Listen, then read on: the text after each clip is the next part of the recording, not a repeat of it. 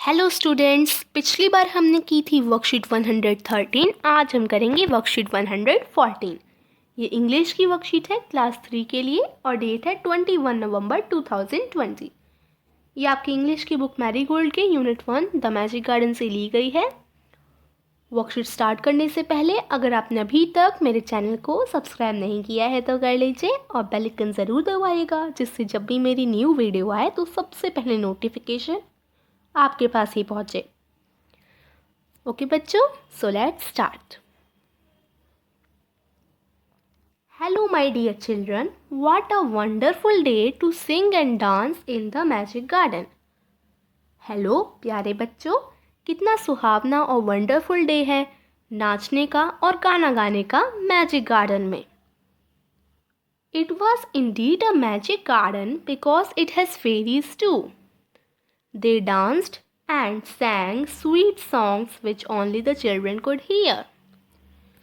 ये magic garden इसलिए है क्योंकि इसमें फेरीज भी हैं, वो नाचती भी हैं और गाती भी हैं प्यारे प्यारे गाने जो कि सिर्फ बच्चे सुन सकते हैं। ये हमने चैप्टर में पढ़ा था ना, द मैजिक गार्डन वाले में। Now let us read further and find out whether the given statements are correct or incorrect. अब देखिए बच्चों, क्वेश्चन 1 दे रखा है कि आपको कुछ स्टेटमेंट्स यहाँ पर दे रखी हैं, इनमें से जो स्टेटमेंट सही है उस पर टिक का निशान लगाना है और जो गलत है उस पर क्रॉस का। तो देखिए फर्स्ट स्टेटमेंट क्या है, the fairies did not talk to the children. First statement में बोला गया है जो फेरीज थीं वो बच्चों से बात नहीं करती थीं, तो ये तो एकदम गलत है, वो उनसे बात करती थीं।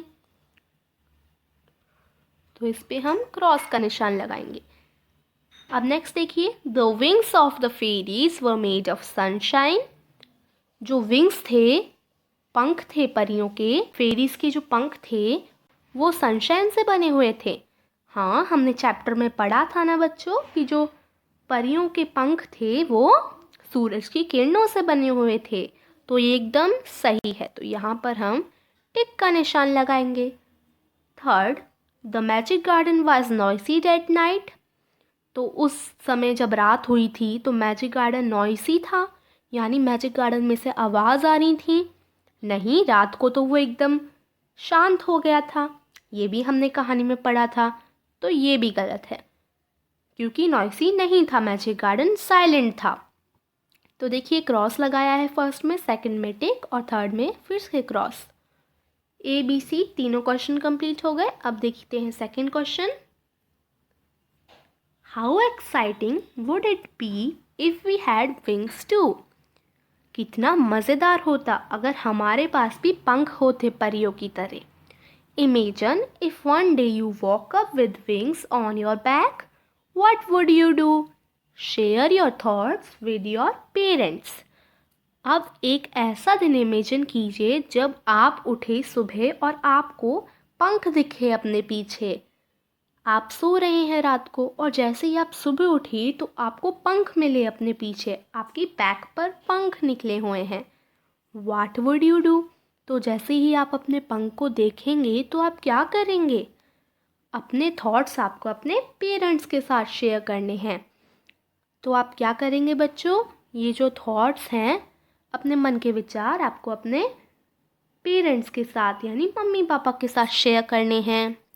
तो आप क्या करेंगे? अगर आपके पास विंग्स आ जाएंगे तो आपको बहुत खुशी होगी। इमेजिन कीजिए और लिखिए। तो इसका आंसर आप कैसे लिख सकते हैं?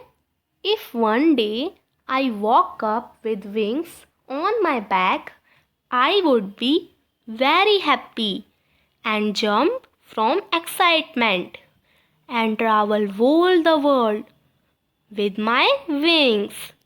इसका क्या मतलब हुआ?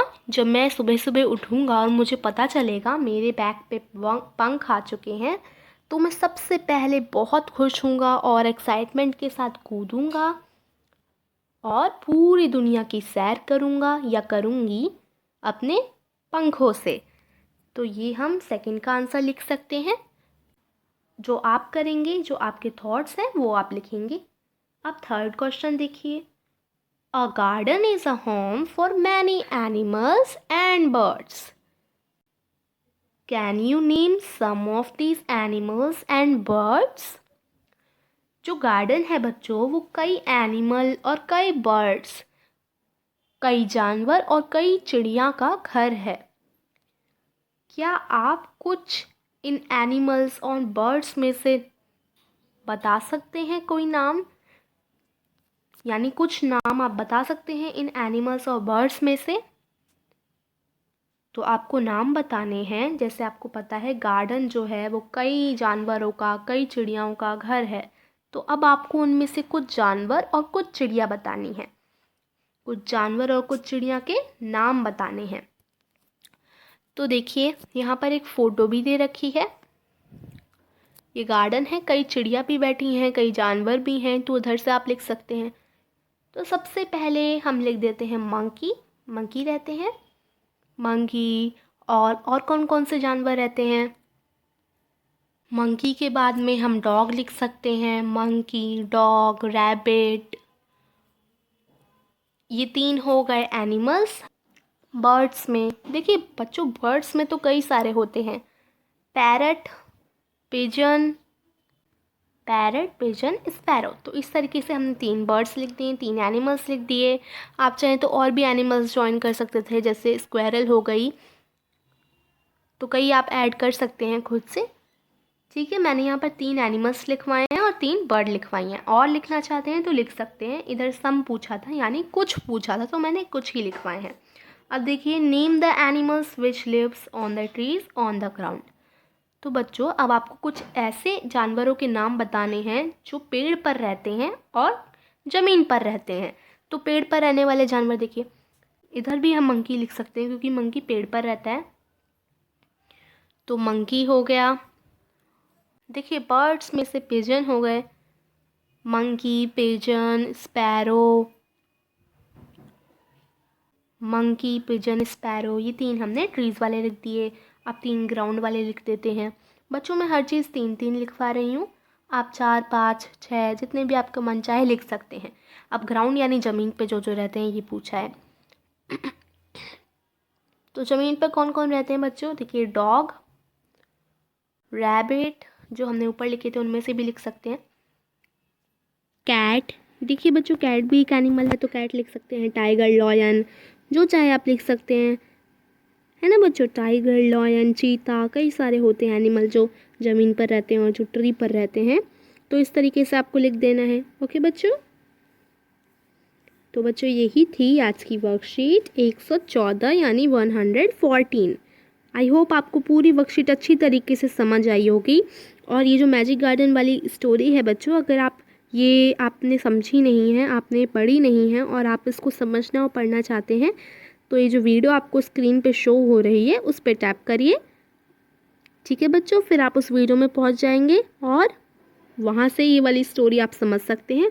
उस वीडियो में मैंने आपको सारी स्टोरी ये वाली समझा रखी है, मैजिक गार्डन वाली। ओके बच्चों, तो आप वीडियो पे क्लिक कीजिए और पूरी स्टोरी समझ लीजिए। और अगर आपको इस वर्कशीट में से कुछ भी समझ नहीं आया तो बच्चों कमेंट कर ज़रूर बताइएगा और इस वीडियो को अपने सभी फ्रेंड्स के साथ शेयर भी कीजिएगा, जिससे वो भी ये वर्कशीट 114 कर सकें। Okay, thank you.